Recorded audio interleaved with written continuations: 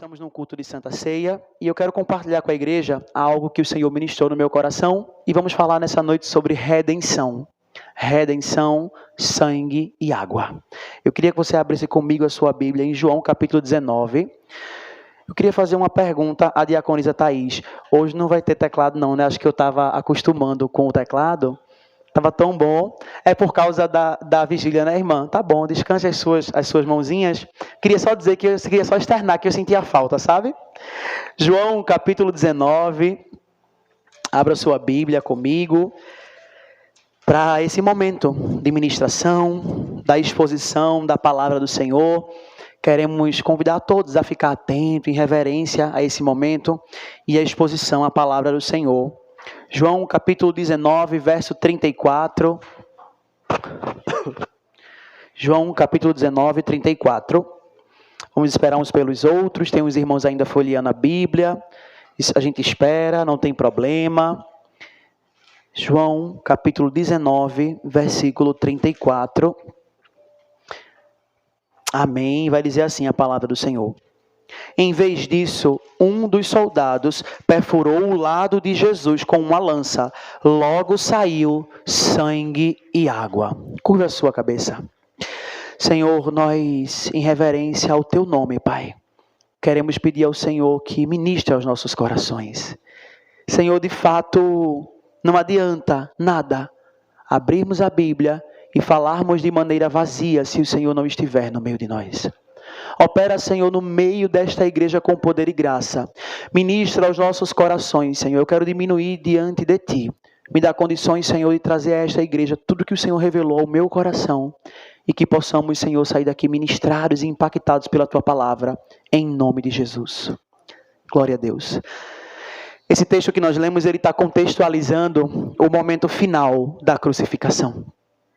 Ele está relatando quando Jesus já tinha sofrido bastante, já tinha passado por tantas dores, já estava exposto, maltratado, ferido. E João, como testemunha ocular, olhando aquele momento, aquele cenário, ele registra um detalhe em um único versículo. Para alguns, esse detalhe parece ser um detalhe clínico. Parece ser um detalhe que é para olhar de maneira clínica, mas na verdade, esse é um sinal teológico. Do lado de Jesus, jorraram sangue e água. Quando ele foi perfurado, saiu sangue e água, e esse enfoque é para revelar que a obra do Filho, ela é completa. Esse pequeno detalhe que João olha, observa e registra é para revelar a completude da obra do Filho de Deus. Porque o sangue é a redenção, é a justificação e a água é a purificação. A água é a limpeza, a água é a ideia de que vocês agora estão tendo a chance de viver, mas vão viver de maneira limpa. Vocês estão recebendo a oportunidade de viver porque eu estou entregando a minha vida por vocês. O meu sangue está dando a vocês uma nova oportunidade de vida. Mas de onde está saindo o sangue, também vai jorrar água para dizer que essa vida vai ser vivida em santificação, em pureza, de maneira limpa, valorizando aquilo que o sacrifício do Senhor manifestou por nós naquela cruz. Então, a ferida do Cordeiro flui tudo o que nós precisamos para ser salvos e vivermos como salvo. A ferida que havia em Jesus, ela nos dá uma nova vida. Ela nos dá uma condição de sermos salvos e de vivermos aqui como salvos. Nós não podemos viver e dizer, Senhor, quando eu for para o céu, aí é que eu vou ter uma nova vida. Essa nova vida começa aqui. O céu começa a se manifestar aqui. Eu começo a trazer o pedacinho do céu aqui. Eu estive em um culto em São Paulo e tinha algumas pessoas do meu lado. E nesse culto, a glória do Senhor era tão palpável. E eu acabei falando alto e disse assim, Senhor, esse é o sabor do céu. Isso aqui é o céu, Jesus. Isso é o princípio do céu. E fiquei no meu lugar, e quando terminou o culto, depois o irmão disse: irmão, esse é o sabor do céu. Eu me dei conta que ele havia escutado. Mas a gente precisa sentir esse gostinho. Nós somos chamados nessa vida para experimentar aqui o sabor do céu. Há uma novidade que nós só vamos descobrir lá, nós só vamos viver lá. Mas precisa haver uma expectativa no nosso coração, não somente dessa ceia que fazemos aqui mensalmente, mas da ceia em que tomaremos com Ele. Da mesa que Ele preparou para nós, que Ele vai nos servir. E essa deve ser a expectativa do nosso coração. A cruz, ela é uma fonte de vida. E esse texto que nós lemos, ele revela isso para a gente. O lado transpassado de Jesus revela o coração do Evangelho. O coração do Evangelho é a salvação, mas também é viver como salvo. O coração do Evangelho é entender que o sangue de Jesus nos lava de todo pecado, mas a água nos mantém limpo. A água vai nos purificar. A água é a revelação da palavra de Cristo Jesus. Por favor, eu queria que a mídia colocasse para a gente Hebreus 9, 22. Se os irmãos quiserem abrir também, vamos juntos manusear a Bíblia. Hebreus capítulo 9, verso 22. De fato, segundo a lei, quase todas as coisas são purificadas com sangue. E sem derramamento de sangue não há perdão. Tem outras versões que diz: sem derramamento de sangue não há remissão dos pecados. Aquela cruz, Jesus inaugurou a nossa nova vida. Naquela cruz, com o sangue derramado, Jesus nos deu a oportunidade, de reconciliação da experiência que você viveu hoje. Naquela cruz, Jesus deu a gente a oportunidade de vivermos para a glória dele. Naquela cruz, quando aquele sangue foi derramado com um endereço. É para Mel, é para Andresa, é para Poliana, é para Július. Aquele sangue foi derramado e havia um destinatário. Aquele sangue também era para mim. Aquele sangue, ele remiu os meus pecados e me deu uma nova oportunidade de vida. Quando nós conhecemos Jesus, nós entendemos aqui no nosso tempo cronológico. Eu aceitei Jesus em 2009, eu entreguei a minha vida para Ele em 2009. Então, no nosso tempo cronológico, a nossa vida com Jesus a minha vida com Jesus começou em 2009. Mas, na verdade, a nossa vida começa antes mesmo de nascermos, porque nós somos eleitos e gerados nele. Ele nos gerou, Ele nos escolheu e nos fez filho. 2009 foi só essa revelação. Quando foi a sua revelação? Quando foi que o seu entendimento se abriu e você disse: eu não consigo mais viver longe dele. Ele é a esperança da minha vida. Qual foi o momento que os nossos olhos se abriram e a gente disse: Senhor, não faz mais sentido estar longe de você. Experimentar isso aqui é muito bom. Viver isso aqui é muito bom. E aí a gente volta para aquilo que a gente conversou um pouquinho na vigília. Não é sobre mudar aqui fora, mas é sentir aqui dentro. Aonde ninguém consegue tocar. Aonde ninguém consegue falar conosco, mas Ele sabe. Ele sabe como nos acolher. Ele sabe como ministrar os nossos corações. E como já bem foi dito nessa noite, Ele conhece os nossos pecados, mas ainda assim escolheu derramar o seu sangue por nós. Esse sangue é o que nos limpou de todo pecado. O preço da nossa culpa é o acesso à justificação. Jesus pagou o preço e nos deu acesso a essa nova vida. Quando a gente se reúne para ceiar e para pensar e dizer assim: olha, analise o homem a si mesmo. Não é só sobre analisar, porque eu pequei, porque eu fiz, é isso também.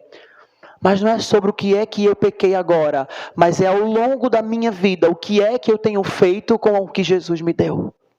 De que maneira eu tenho vivido com este novo sangue, com essa proposta desse novo sangue, dessa remissão. Qual é a minha expectativa diante de Deus?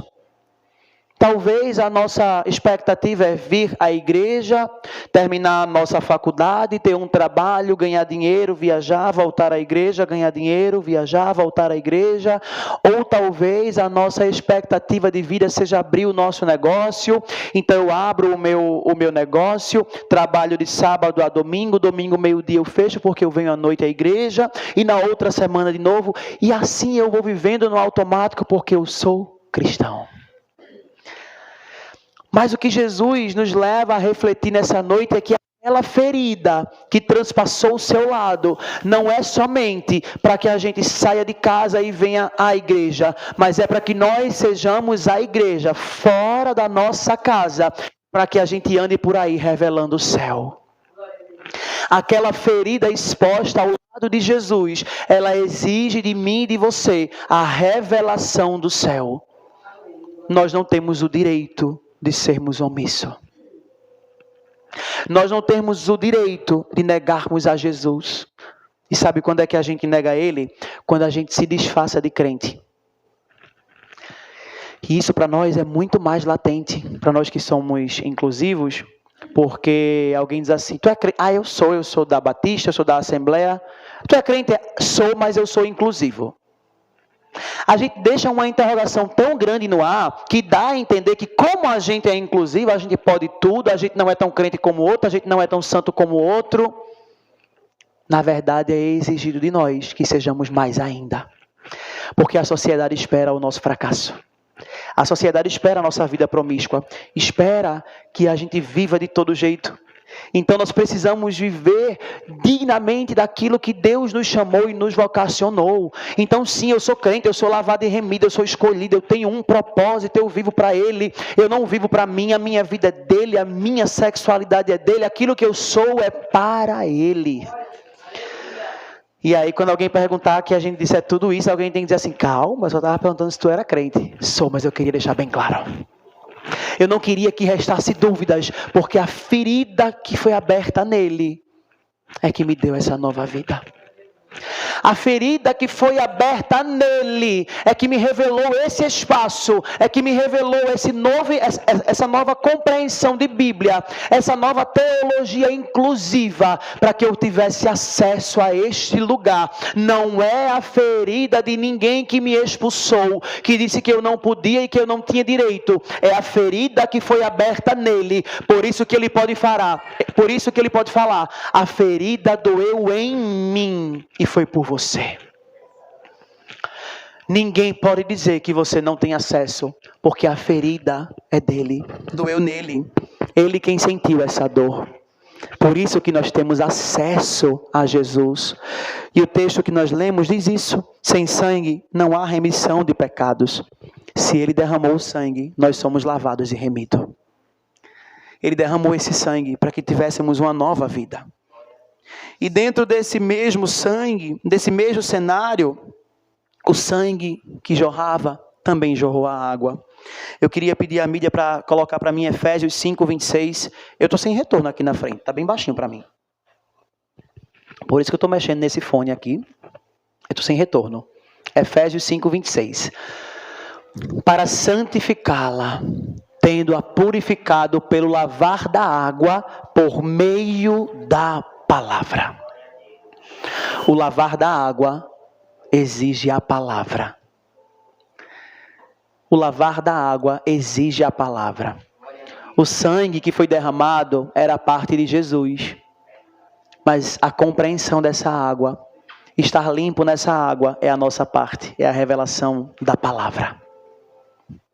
Se eu não leio a palavra, se eu não permito que ela entre no meu coração, se esta palavra não se revelar para mim, eu estou vivendo incompleto. Porque a palavra precisa ser aberta. E eu já disse isso aqui várias vezes. O maior eis que eu te digo é a palavra. E ela já está revelada. Nosso quarto, ela já está revelada quando a gente vai lá orar. De manhã, quando a gente acorda, vai tomar café e abre a Bíblia. Quando a gente leva uma Bíblia menorzinha, eu estou andando, eu vou trabalhar e está sem espaço na minha bolsa, minha Bíblia é muito grande, mas eu vou levar uma menorzinha, ela vai estar comigo, eu vou parar um momento para ler. Essa é a revelação da palavra. O nosso coração precisa desejar isso aqui. Porque quando a gente para ler a Bíblia, apenas para ler porque a gente tem que ler, a gente não entende quase nada. Fica cansativo, não fica atraente. Se a gente parar para ler, por exemplo, vamos ler, sei lá, o livro de Números. Nossa, que chato. Mas quando a gente tem a compreensão do Espírito, quando a gente tem a revelação, e a gente começa a ler um livro de Números e diz que havia tantas portas, e aí o Espírito move na gente. Que portas são essas? E a gente vai lá. Que portas são essas? E cada porta tem um nome. Um é de salvação, um é disso, outro é daquilo. A compreensão salta aos nossos olhos. Mas para isso nosso coração tem que desejar esta palavra. Eu preciso dizer todos os dias: Senhor, a sua parte foi feita lá na cruz. Há uma ferida em você para que eu estivesse aqui. Pela sua dor eu quero me comprometer com você, Jesus. Pela dor que você sentiu, eu quero viver a minha vida dignamente. Senhor, por aquilo que foi transpassado em você, eu quero que a minha vida seja para a glória do teu nome. Porque a dor que você sentiu não se compara, Senhor, aos meus chiliques emocionais. Não se compara a essa ideia de que, porque pisou no meu pé. É muito mais do que isso. E o Senhor, Ele está nos convidando a essa vida em profundidade. Crente que vive mistérios com Deus experimenta coisas tão profundas. Crente que vive em intimidade com Deus tem revelações que ninguém tem. Crente que vive em intimidade com Deus tem essas experiências de dizer assim: você não falou da sua vida, mas eu sei. Não é, pastor? Experimenta isso. É muito bom viver isso. Não queira viver com Jesus só molhando os pés. Mergulhe por completo, porque a ferida dele foi para nos oportunizar isso. Essa redenção e essa nova vida. A cruz, ela não é somente a morte, mas ela é a fonte de perdão e de limpeza para inaugurar uma vida transformadora. A cruz, ela é um grande espetáculo silencioso, onde as cortinas são abertas e a nova vida está iniciando. A cruz é todo mundo com uma expectativa e as cortinas fechadas. Quando elas se abrem, é um livro em branco. Viva! Está liberado sobre você, pode viver. Só que o que é mais interessante é que a gente não precisa ir rasgando as páginas desse livro. Toda manhã ele se renova. Porque imagina, meu Deus, eu estava escrevendo, eu errei contra o Senhor, eu vou rasgar. Vou rasgar. A gente não precisa fazer isso. Quando a gente se arrepende, de manhã, quando a gente abre, vai dizer assim: poxa, eu fiz, cadê? Tem nada, está tudo em branco, é uma nova oportunidade. Ele apagou, ele esqueceu. Senhor, eu sei que eu falhei contra você ontem, mas hoje, Senhor, eu vou aproveitar essa nova página que você está me dando. Hoje, Senhor, essa página ela vai ficar tão bonita, ela vai ficar tão colorida. Hoje eu vou te dar tanto orgulho, Senhor. Hoje eu vou matar a minha carne, hoje eu vou viver para Ti, porque esta ferida que doeu no Senhor é para que a minha vida fosse para Ti. Nem sempre é uma vida confortável, mas é para Ti, Jesus.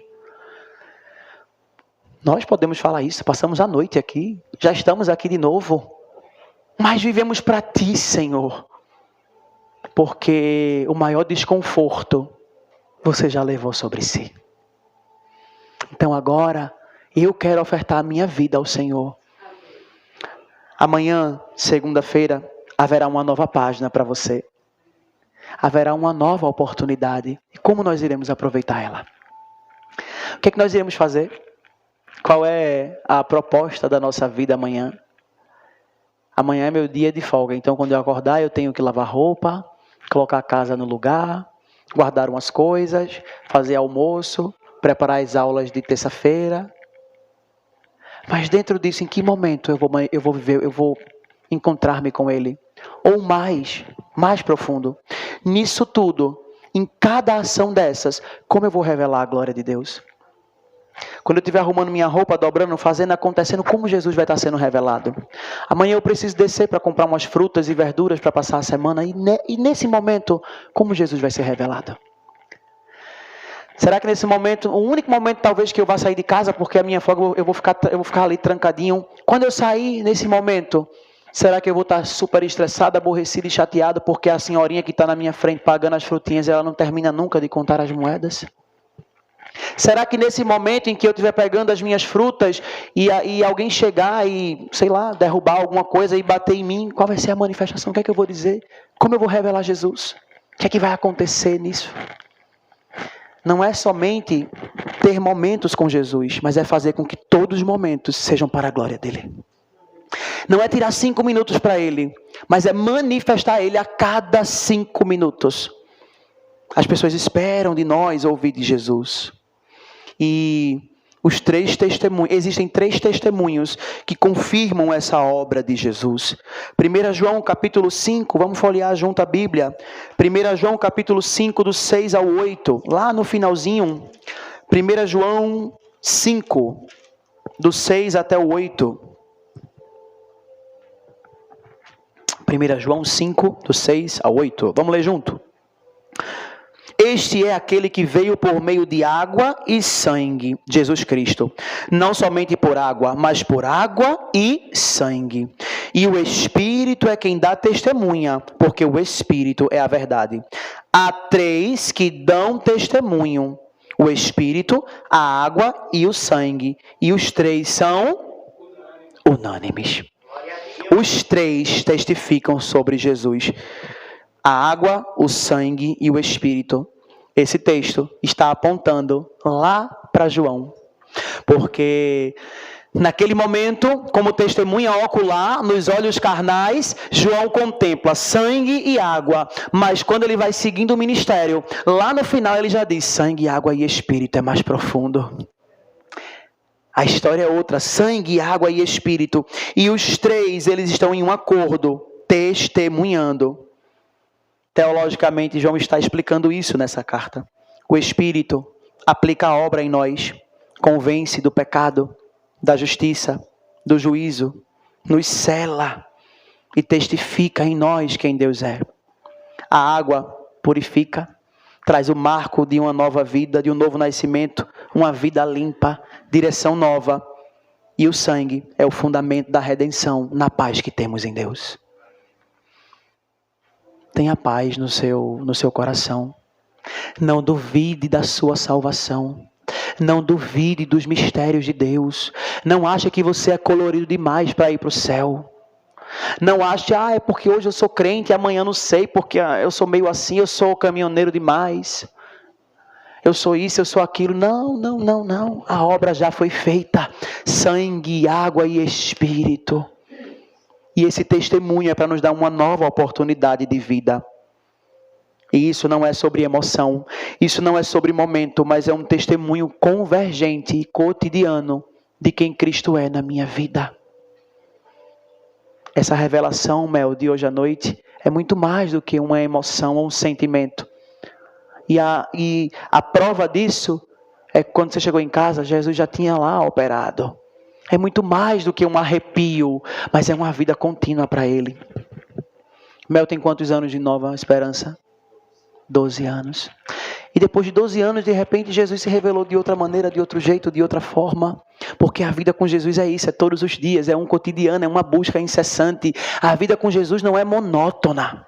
A vida com Jesus não é uma vida cansativa, não, é de experiências profundas. Se você quiser, você vai viver em novidade de vida, porque esta é a proposta de Deus. A proposta de Deus é que vivamos uma vida nova, só que esta vida nova não é uma vida que foi inaugurada hoje para sempre, amém. Não, ela é inaugurada a cada amanhecer. A cada amanhecer há uma vida nova proposta em Cristo Jesus.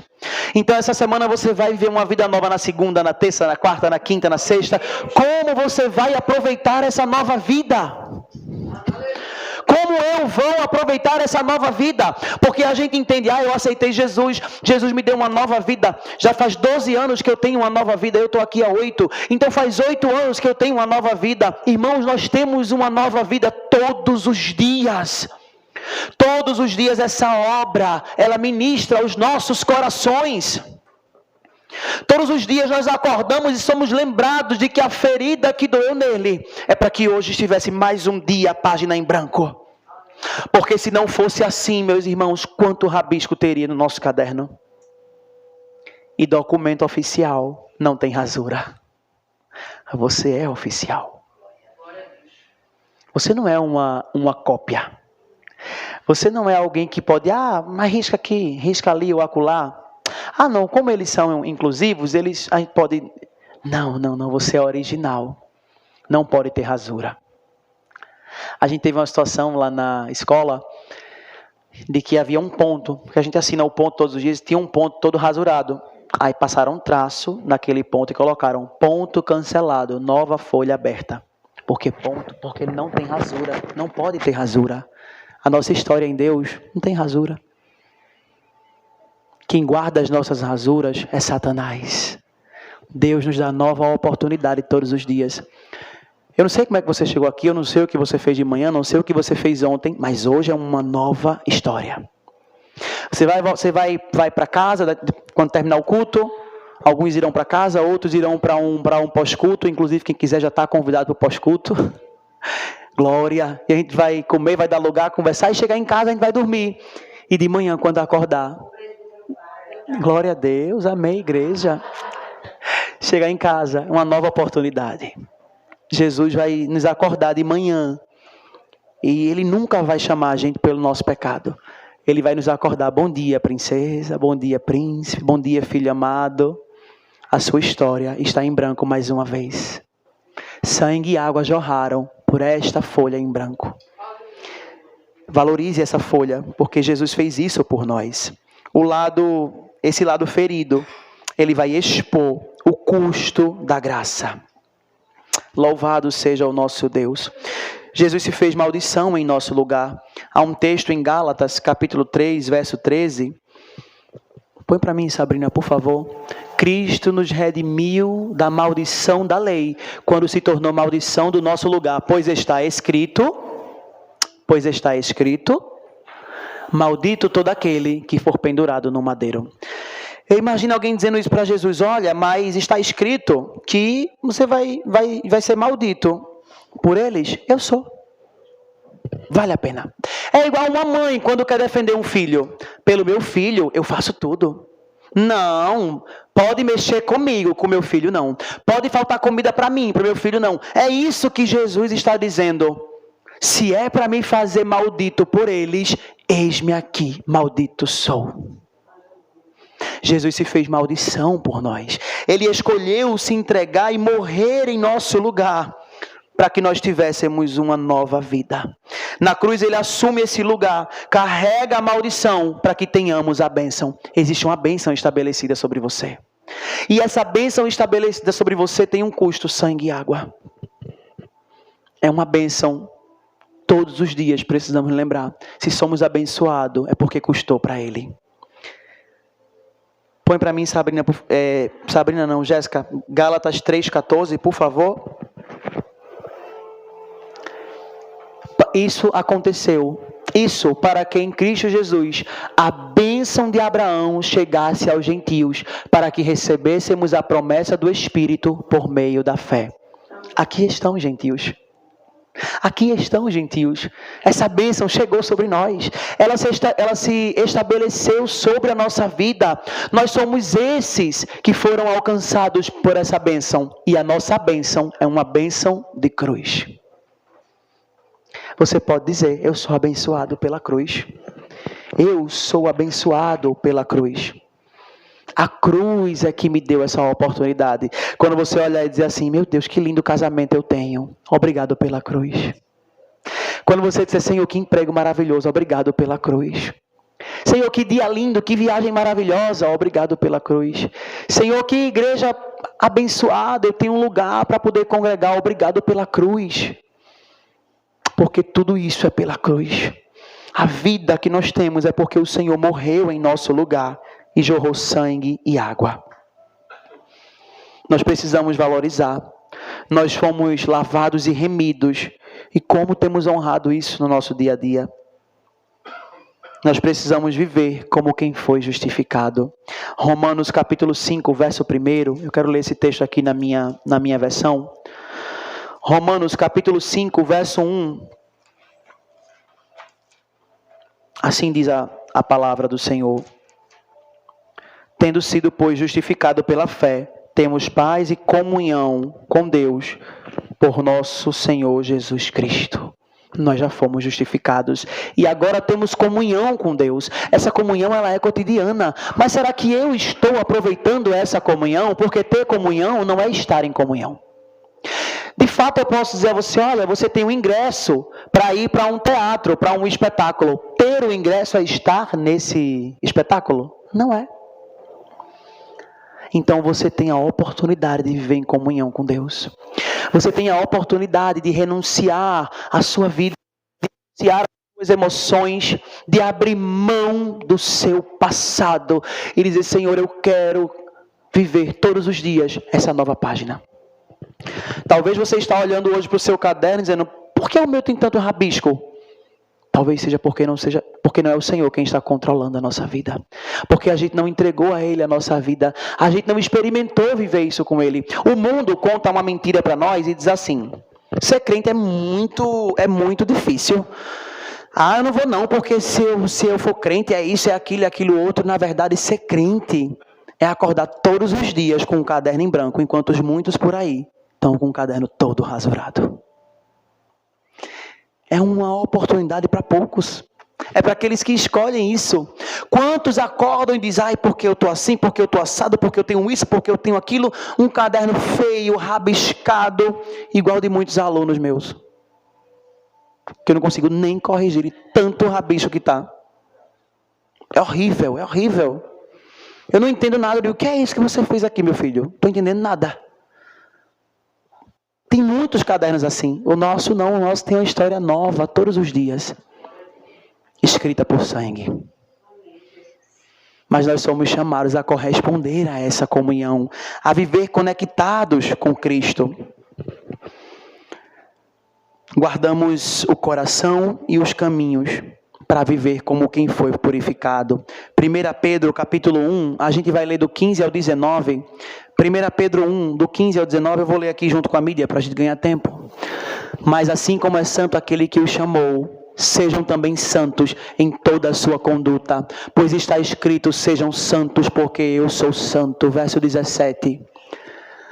Uma vez que vocês chamam Pai, aquele que julga imparcialmente a obra de cada um, vivam com temor durante a jornada terrena de vocês. Amém. 18. Pois sabem que não foi por meio de coisas perecíveis, como prata ou ouro, que vocês foram redimidos da sua maneira vazia de viver, transmitida por seus antepassados. Volta no verso 17.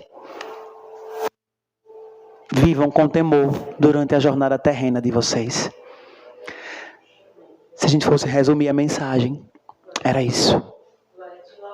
Vivam com temor. Se eu tivesse a oportunidade, eu dizia assim, vivam como quem valoriza a obra da cruz. Vivam como quem compreende para que foi chamado. Vivam como quem entende de onde foi resgatado, de onde foi alcançado. Nós não podemos brincar de ser crente. Nós não podemos brincar de quem fala em línguas. Nós não podemos brincar de quem anda em santidade. Nós não podemos viver a nossa vida desse jeito. Nós precisamos andar em profundidade, em mistérios profundos, em revelações ocultas, uma vida santa diante de Deus. Nós não podemos andar imprudentes, sem valorizar o sacrifício de Jesus.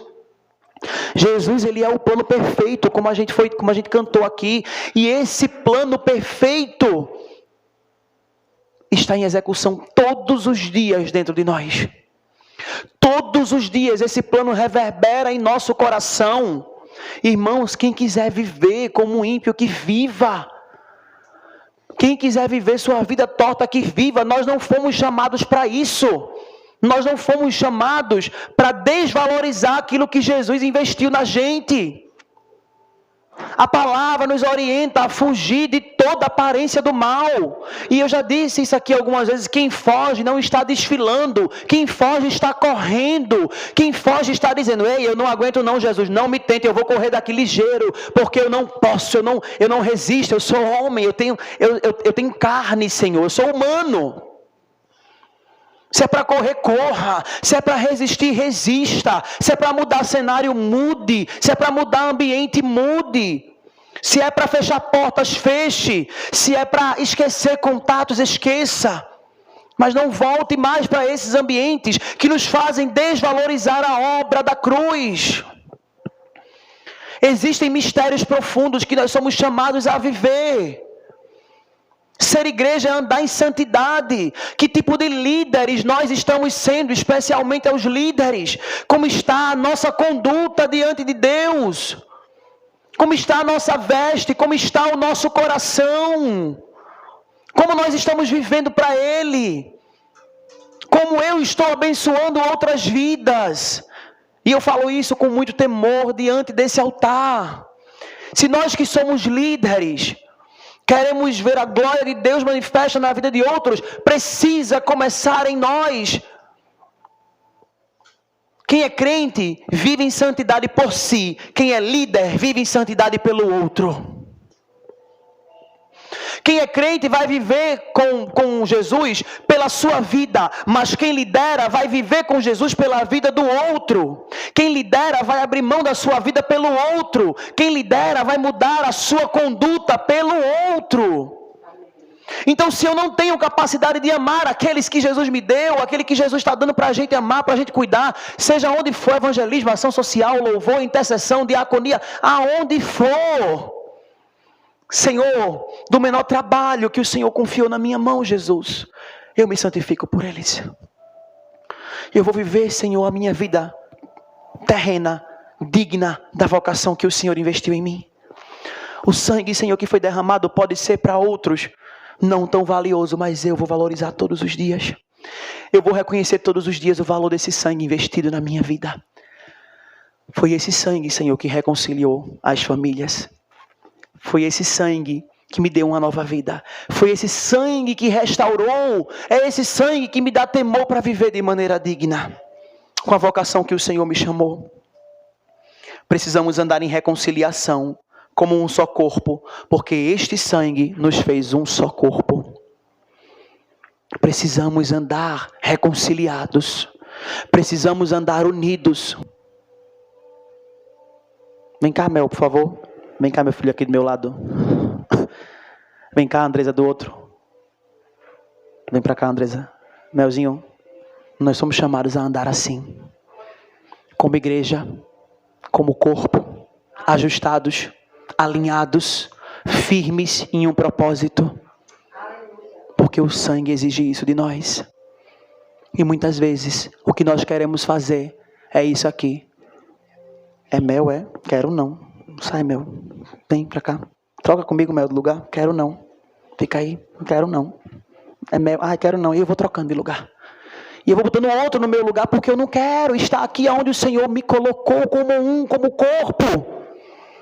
E nós estamos desvalorizando o sangue que foi investido e derramado em nós. Porque não queremos ser igreja. Porque não queremos perdoar, porque não queremos dar o braço ao nosso irmão, ou mais, não queremos gastar a nossa vida, porque queremos andar todos bonitinho, mas quando o irmão machuca o pé que está mancando, é muito pesado, fica aí, eu vou embora na frente, está pesado demais. Me permita a brincadeira, se o irmão às vezes é mais fortinho um pouquinho, aí pesa mais ainda. Fica por aí que eu não vou levar não. Vou me sentar agora, né, diaconisa? Nós somos chamados a ser igreja. Nós somos chamados a valorizar esse sangue em todas as áreas da nossa vida. Quando você diz assim, eu não quero falar com Mel. O seu problema não é com Mel, nem com você, é com ninguém. Você está dizendo a Jesus, o sangue que você derramou por ele, para mim pouco importa. Só vale o meu.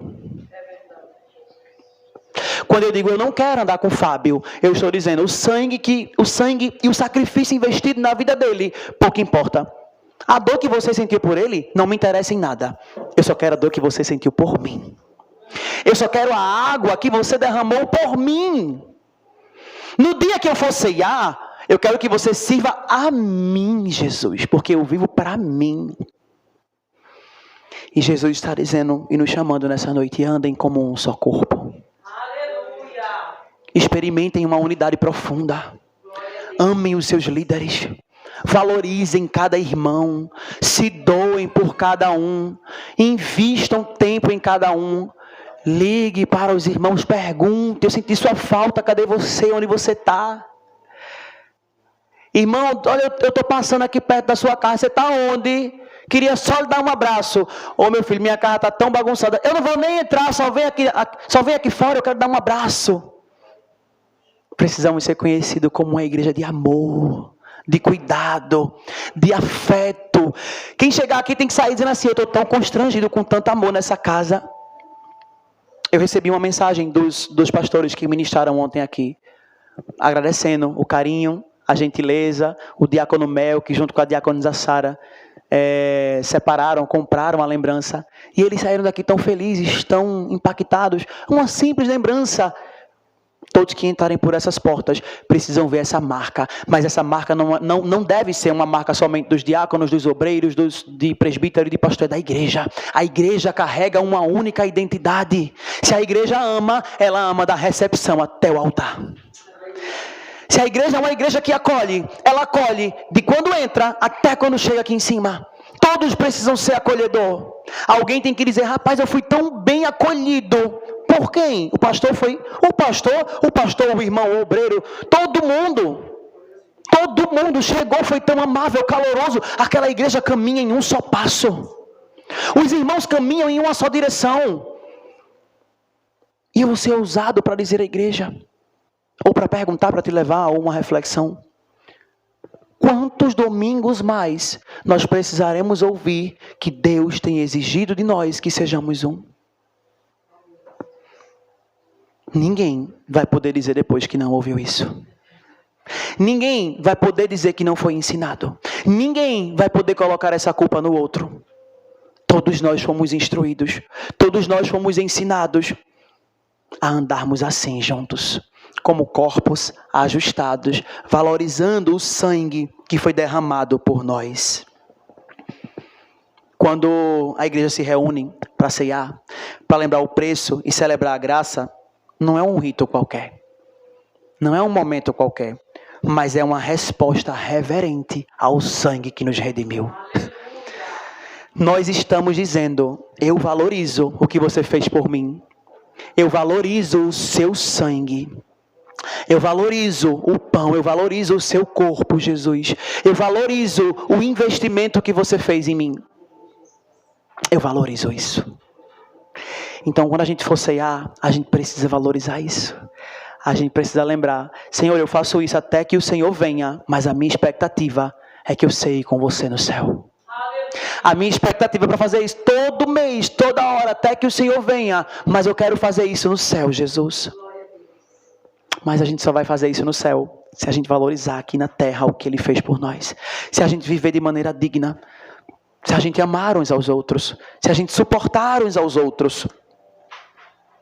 O sangue de Jesus te absolve, a água te lava e o Espírito confirma.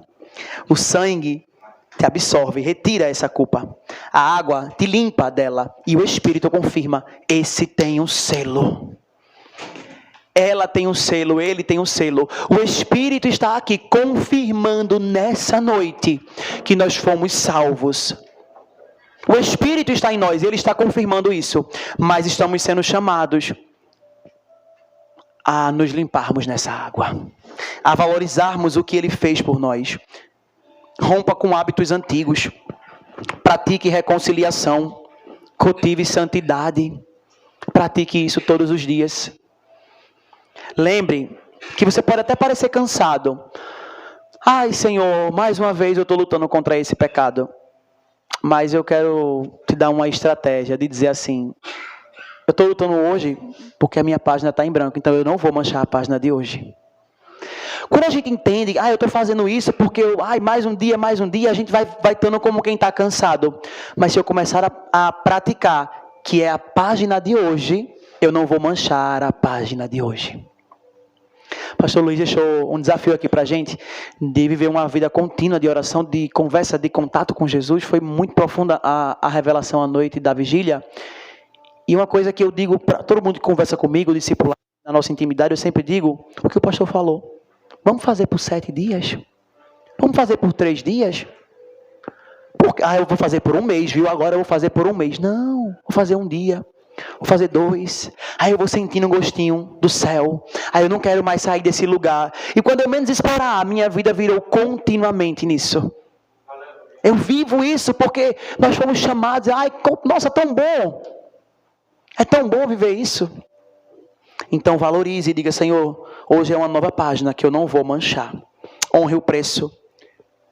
Trate a graça com peso de glória. Respeite o peso de glória.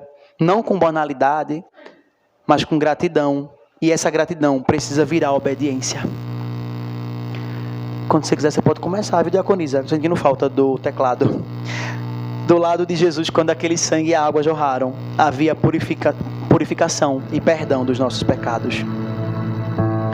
O sangue me justifica. A água transforma. O Espírito revela. Onde o sangue fala, a culpa precisa se calar. Onde a água flui, a vida floresce.